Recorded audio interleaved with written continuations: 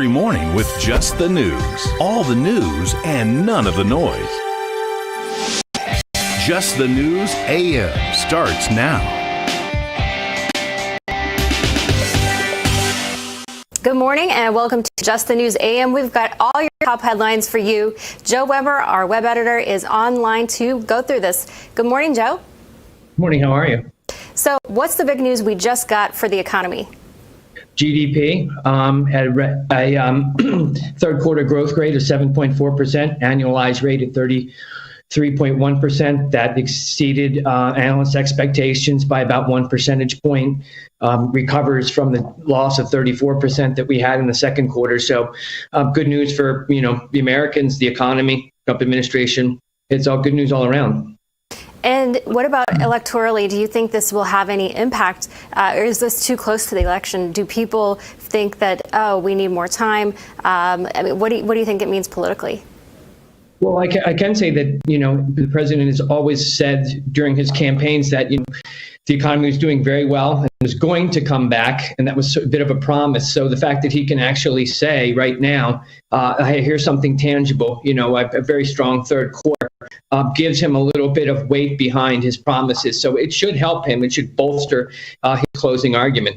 Well, yeah, and I spoke yesterday with Art Laffer, an advisor to the president on economic issues, and he said if the economy wasn't so strong when this pandemic hit, we wouldn't have had such a bounce back. We'll keep an eye out on that. Joe, what about the second story that you guys have been tracking, the big story that's coming out of Philly? Yeah, this is a bit of a unexpected turn. As you know, that there's been violent protests for the last 3 nights following the death of Walter Wallace during a police engagement.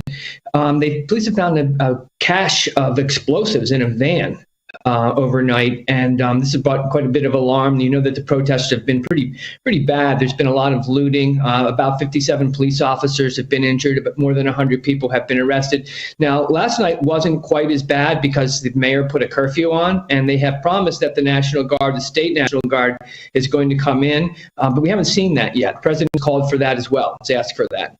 And the scenes there you see in the video there of Philly that's burning. What's been the response at the state level from the governor? Governor said that he would put it, that's Governor Thomas Wolf, he has said that he would deploy the state National Guard. But we've yet to see that. As you know, the family of Mr. Wallace, who was killed in that police encounter, have called for calm in the city. They said the looting and the violence is not the proper response. And we've seen this throughout since the death of George Floyd on May 25th, while he was in police custody in Minneapolis. And the Philly police, the city council cut the police funding by $33 million, as you mentioned, in the wake of George Floyd's death. Do you think there's going to be any pushback from residents to say, wow, we're burning right now and you're cutting the money for the police?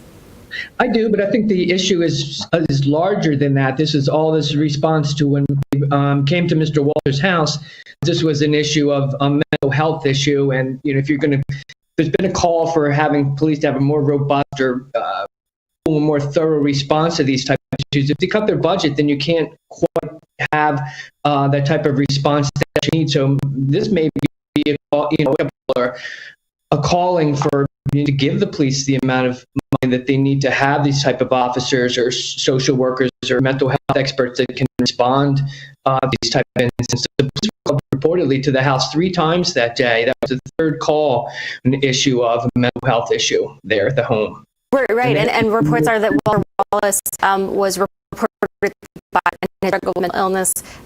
What about the argument that this is maybe need to have funding for mental health? Isn't that something that progressives have said that we need more of, more funding for mental health, or maybe mental health plus together? Yes, I agree. It's, the thing is that a lot of it's been heaped on the police department for not having it, but this is a larger issue. This is about state governments, city governments, and a lot of them in the cities like Philadelphia and Chicago are run by Democratic officials, mayors. And so, the city should take hold of this issue and try to provide the funding to the departments, rather than just the police departments don't have it. Right. If you want the police to respond in a better way, cutting the funding might not be the way. Let's turn to the last story here. What do we know about Anonymous? Anonymous is no longer anonymous. Who is Anonymous? Miles Taylor. He was a chief of staff in the Department of Homeland Security. I think that the big story today, as everyone knows, was the fact that he was portrayed when he came out in the New York Times story about the problems with the Trump administration when he was there as a high-ranking administration official, and that really didn't turn out to be the case. And if you take a look at some of the responses, that characterization by the New York Times is, I would think it would be fair to say, roundly criticized by the media across the spectrum. Right. They granted him anonymity because they said he was a senior administration official, but it turns out he wasn't that senior and wasn't even in that role that long. But we have sound here from the president. Let's say that on Anonymous. To show you how corrupt Washington media is, I was just, and did you see this? This was just revealed. It was just revealed that, Anonymous, this Anonymous everybody's been looking for, that law enforcement could have found early if wanted to, but everybody was looking for Anonymous. Turned out to be a low-level staffer, a sleazebag, who's never worked in the White House. Anonymous was nobody, a disgruntled employee who was quickly removed from his job a long time ago for, they tell me, incompetence. I don't know what for, but they tell me incompetence. You know where he works now? He works at CNN. Can you believe it? Works at CNN.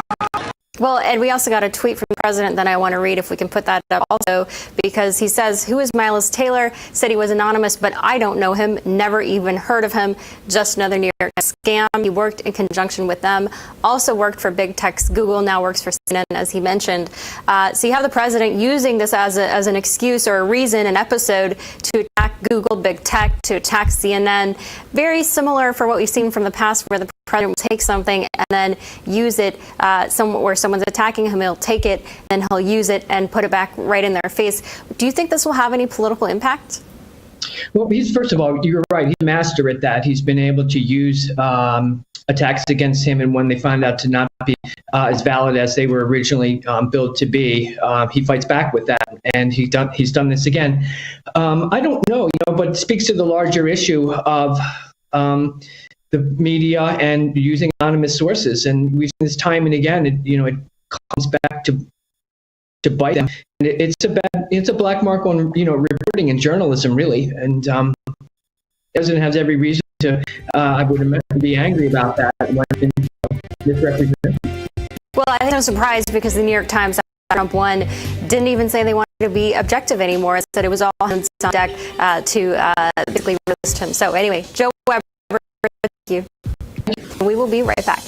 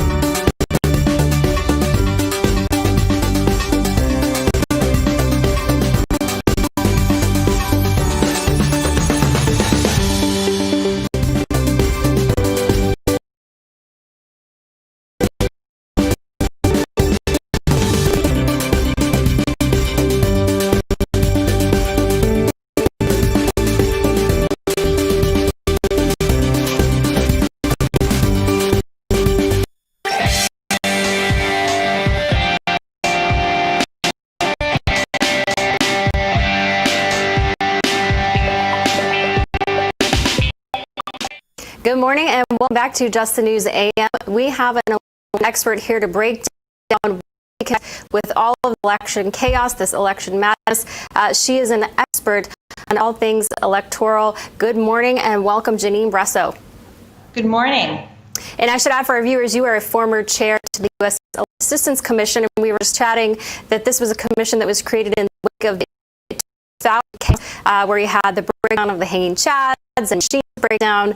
What do you think's happening now with this commission? Because everything seems to be different. Well, the commission serves as a clearinghouse of best practices, so they're able to go from state to state across the country and provide assistance as needed to state and locals. They do not have authority in the sense to, run elections or do anything. They're more in the observation guidance process, but they do offer a program where they can certify voting equipment if states elect to participate in the program.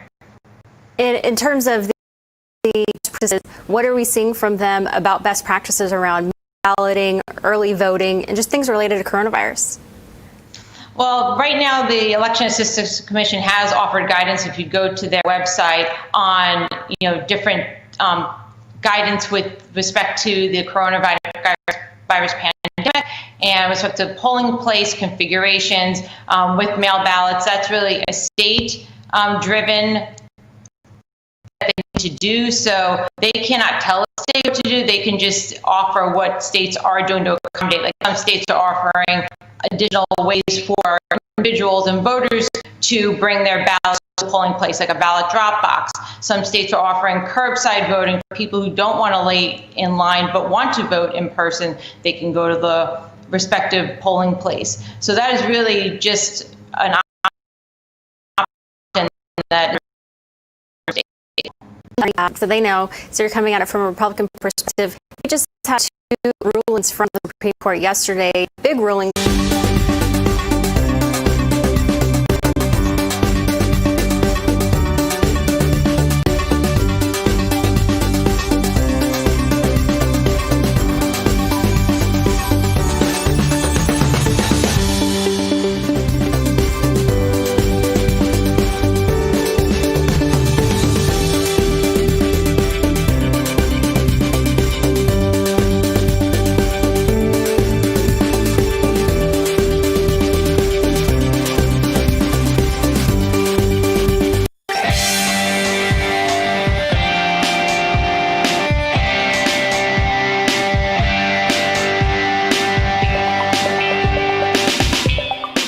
And welcome back to Just the News AM. Breaking news, the economy grew by 33.1% in Q3 on an annualized basis. We have a spokeswoman and also an assistant secretary for public affairs at the Treasury Department, Monica Crowley, to break it all down for us. Good morning, Monica. Hey, good morning, Carrie. Great to be with you. So put this report in context for us. So this is a monster number, 33.1% GDP growth in the third quarter. That is a monster number, and it shattered all expectations, and is actually the fastest and biggest GDP number that we have ever had in American history. Expectations were for about 31% GDP growth, so that shattered expectations, and it shows just how fast and broad this economic recovery is. In fact, this GDP number is an indicator of other economic indicators as well that show how solid and durable the economic recovery is. We are now below 8% unemployment. Most experts expected that we would not get there before the end of next year. Retail sales hit an all-time high in the month of September, and key manufacturing indicators as well are now back to pre-pandemic levels. So President Trump pre-pandemic presided over the longest economic expansion on record, and now he's presiding over the fastest and greatest economic recovery from any crisis in American history. And I spoke with Art Laffer, who's been an informal advisor to the president on economic issues. And he said that, yes, he agrees with what you just said, that if the economy was not so strong, you had record unemployment levels not seen since 1959, that if the fundamentals were not as strong as they were when the pandemic hit, we would not see this very sharp uptick, this V recovery. In terms of the underlying strength of the economy, do you think fundamentally things have been changed in terms of the shape of employment? Because Commerce Secretary Wilbur Ross, I spoke with him earlier this year. He said that some industries, for example, the restaurant industry, travel, airlines, hospitality, these workers could be permanently restructured or need to be permanently retrained into a different sector. Do you agree with that? Well, I do think that the pandemic is resetting a lot of things in every direction, economically, politically, culturally, and nobody really quite has a handle on how it's all going to shake out. That being said, because this administration was able to stand up the programs of the CARES Act passed in late March, and that includes the PPP program, which supported 51 million American jobs. The payroll support program helped to support tens of thousands of aviation jobs, from pilots to mechanics and flight attendants, to enhanced unemployment insurance, to economic impact payments. Because we went into this crisis on very solid footing with a booming economy, then because this private sector president and his economic team were able to craft these unprecedented programs and get them up and running in record time, we were able to survive and sustain ourselves through this unprecedented crisis. We are now well positioned for this economic recovery that is so robust that you're actually seeing evidence in the numbers. And when we're talking about the shakeout of what to expect for the future, what do you anticipate that we're going to see on the stimulus front? Because if, for argument's sake, let's say the economy is about where it was, I mean, even just looking at the numbers, the economy, my previous guest said it's basically only slightly below where it was in 2019. So we've basically recovered almost all of that ground from 2019. Is there an argument to say maybe an additional stimulus is not necessary because it would indebt future generations? You'd have a huge deficit ballooning. You have just so much debt, and then you'd also be bailing out the states that were not well managed even before the pandemic. Is there an argument here to say there's so much recovery that maybe the stimulus isn't necessary? That is certainly part of the conversation. Now, the president has indicated prior to today, going into this election, that he would have liked to have seen an agreement between the administration and the Democratic leadership in the House. I can tell you that Secretary Mnuchin, Chief Meadows, those conversations are ongoing. So there is always hope to get another package, because we all do recognize that there are certain pockets, as you mentioned, in the economy that were particularly hard hit by the pandemic. The hospitality industry in particular, hotels, restaurants, the aviation industry, and certain businesses as well, and American workers who could use additional help while this recovery continues to be underway. So hope springs eternal. Obviously, we're in a political year, and that has complicated negotiations. But I think it's a huge testament to the American people, American workers, businesses, and the overall American economy that you're seeing as fast and robust a recovery as you're saying. And we look forward to a tremendous fourth quarter. And next year, assuming the president is reelected, it is going to be a blockbuster 2021. And Nancy Pelosi sent over a big, long list of demands on a stimulus front, and the president has said he's not interested in appeasing her in certain things, especially for bailing out particularly blue states. Do you think this list that she sent over, what's your boss's read on that list? So these negotiations have been going on since early August, Carrie, and the reason that there hasn't been an agreement is, number one, politics has reared its head because we are in an election year, but also because there are big areas of agreement in terms of a second round of stimulus checks to the American people, giving small businesses another bite at the PPP apple, enhanced unemployment insurance. It's not just the top line number where there has been a disagreement. There's also disagreement in terms of how that money should be spent. And state and local spending is a key part of the agreement. So again, hope springs eternal that we can get the American people additional relief. All right, Monica Crowley, we appreciate it. And we know you have a busy day there, Treasury. Thank you, Carrie. Stick around. Be right back.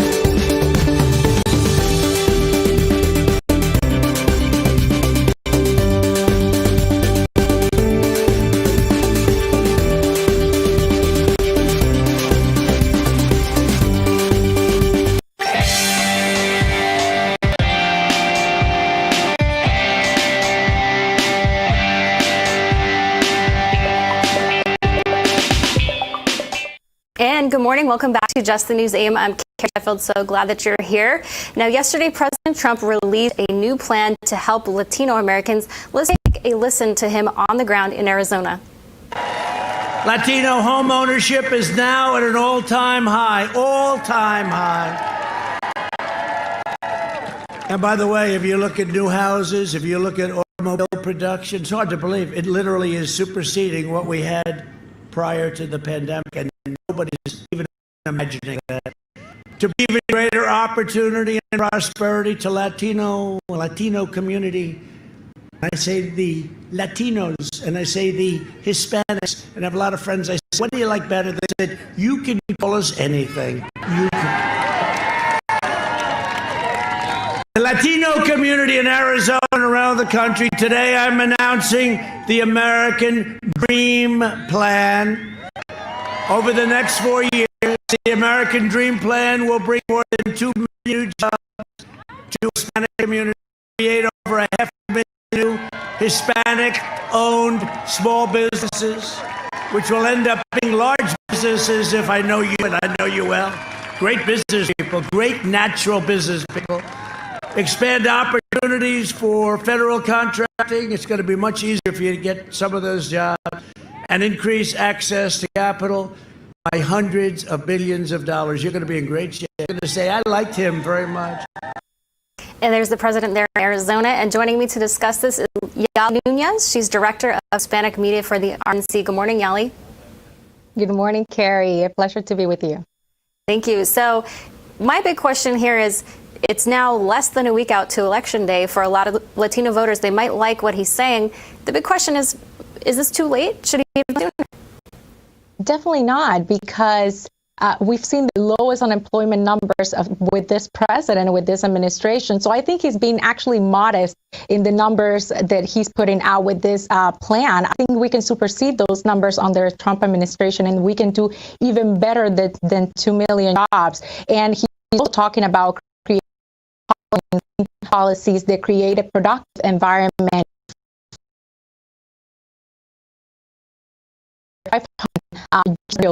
for the Hispanic community. So I think it's very great that the president is talking about his aspirations and the confidence he has in the successful future for the Hispanic community here in the United States. Well, that's a rule.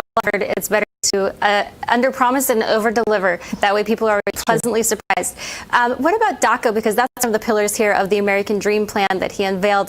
The DACA Plan, it says President Trump wants a permanent solution that is both fair and just and benefits all Americans. What is that plan?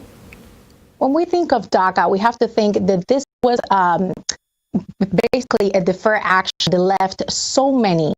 Talk about 800,000 people that were left in migratory limbo by the Obama administration. President Trump was actually the president with the most generous offer when it comes to giving the DACA kids a pathway to citizenship. We're talking about that this president offered Congress and offered Democrats a way to do it. He said, give me the money for national security, wall, which is national security and protects our borders. And they said no. And he said, if you give me this, one of the things that I can give you back is a pathway to citizenship for DACA. They said no. And then they go and they use DACA as a political ship and say that President Trump doesn't want to help. Here he is offering again a solution for this DACA kids. And it will happen. I'm sure it can happen if he's reelected.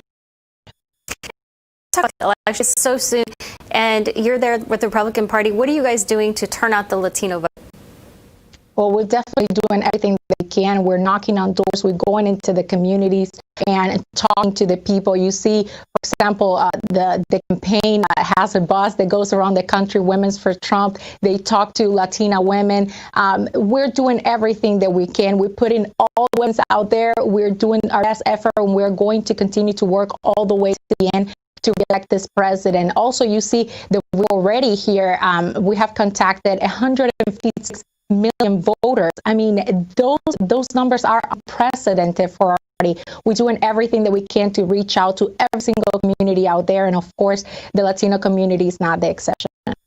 He spoke to a pollster for the Trump campaign, and he said he was concerned that Facebook banning new ads between Monday and Election Day could suppress the turnout. Are you seeing any efforts to try to suppress the vote for Republican voters? I think we're doing everything that we can to go out and put all the efforts. We've bought ads specifically for Hispanics when it comes to print ads. We see TV ads. We're doing everything that we can to reach out our Hispanic community out there. Hopefully, nobody is interfering in the effort of reaching out the community when it comes to public and making that effort. I trust that we will have fair election, and hopefully we can also know the results on November 3rd. And last question. So, yes, November, that is the big question. What are you guys seeing among Latino voters? Are most of them wanting to vote in person who are within the Republican crowd? I think a lot of Republicans in general are saying that they want to vote in person, and we're hoping and waiting for that big turnout. We want to have a way, if possible, this November 3rd. We want to deliver a victory for every single Republican on that ballot. It's so important that people go out there and vote Republican. The future of our nation depends on it, and we're counting on those voters on November 3rd. Yali Nunez, Director of Hispanic Media for the RNC. We appreciate it. Thank you so much, Carrie. And with this, we'll be right back. We're going to get into all that you need to know for our breaking news.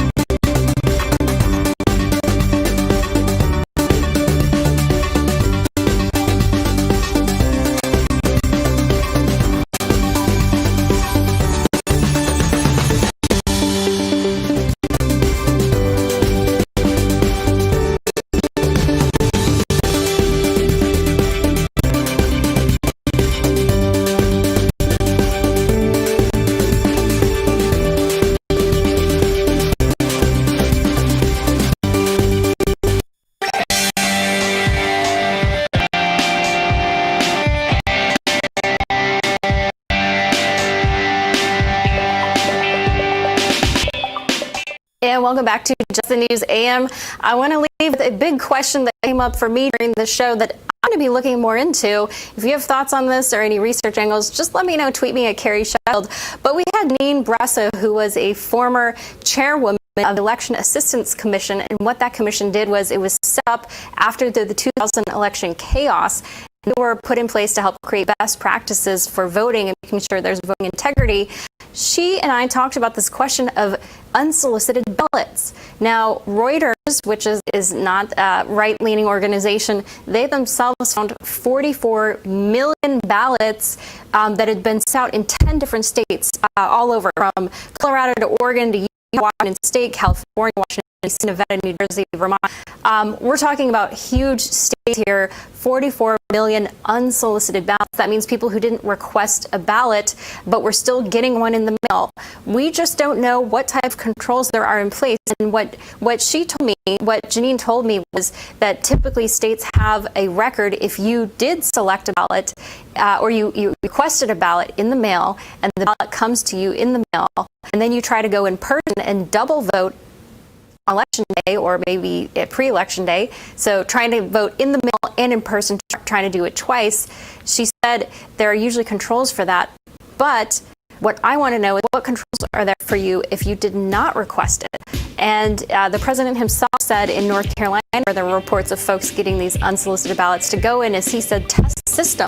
A lot of liberals were freaking out about that, but I'm going to dig more into this. Let me know what you think and stick around here. War Room starts next.